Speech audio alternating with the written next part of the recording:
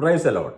യാക്കോബ് ദൈവത്തോട് മല്ല് പിടിച്ച് നീ എന്നെ അനുഗ്രഹിക്കണമെന്ന് പറഞ്ഞ് അനുഗ്രഹം മേടിക്കുമ്പോൾ ബാഹ്യമായി ഒരു അനുഗ്രഹം തനിക്ക് അവിടെ ലഭിച്ചതായി കാണുന്നില്ല. എന്നാൽ ചരിത്രത്തിൽ ഇന്നും നിലനിൽക്കുന്നതായ നിന്റെ പേർ ഇസ്രയേൽ എന്നായിരിക്കുമെന്നുള്ള ആ വലിയൊരു വാഗ്ദാനം ഇന്നും ചരിത്രത്തിൽ നിൽക്കുന്ന വലിയ അനുഗ്രഹമാണ് തനിക്ക് ലഭിച്ചത്.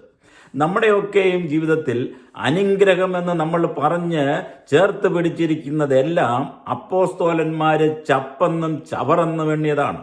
നമ്മുടെ പ്രാർത്ഥനകൾ പലപ്പോഴും വ്യക്തിപരമായ ആഗ്രഹങ്ങളിൽ മാത്രം ഊന്നുന്നതും ഭൗതിക നന്മകളിൽ മാത്രം അടിസ്ഥാനപ്പെട്ടതുമാണ്. എന്നാൽ അപ്പോസ്തലനായ പൗലോസ് പറയുന്നത് പോലെ നിങ്ങളുടെ അകത്തെ മനുഷ്യൻ പ്രകാശിക്കുവാൻ, ശക്തിയോട് ബലപ്പെടുവാൻ, ഭേദാഭേദങ്ങളെ തിരിച്ചറിയുവാൻ, ക്രിസ്തുവെന്ന തലയോടം വളരുവാനൊക്കെ നമ്മുടെ പ്രാർത്ഥനകൾ കൊണ്ട് ഇടയായി തീരണം. 30-40 വർഷം നമ്മൾ പ്രാർത്ഥിച്ചിട്ടും നമ്മുടെ ജീവിതത്തിൽ അടിസ്ഥാനപരമായി യാതൊരു മാറ്റവും വരുന്നില്ല എങ്കിൽ നമ്മൾ വെറും ജൽപ്പനം ചെയ്യുന്നവരായി മാറുകയാണ്. ദൈവത്തോട് സംസാരിക്കുന്ന, ദൈവത്തിൽ നിന്ന് ആലോചന പ്രാപിക്കുന്ന, ദൈവിക ശബ്ദം കേൾക്കുന്ന, ദൈവഹിതം തിരിച്ചറിയുന്ന ഈ നമ്മുടെ ജീവിതം ലോകത്തിന് ഒരു മാതൃകയായി ക്രിസ്തുവിൻ്റെ പാത്രമായി നമ്മൾ മാറുന്ന അനുഭവത്തിലേക്ക് നമ്മുടെ ക്രിസ്തീയ ജീവിതം മാറണം. അതാണ് പ്രാർത്ഥനയിൽ കൂടിയും നമ്മുടേതായ യാചനകളിൽ കൂടിയും നമ്മൾ നേടിയെടുക്കേണ്ടത്. അനുഗ്രഹം നിലനിൽക്കുന്ന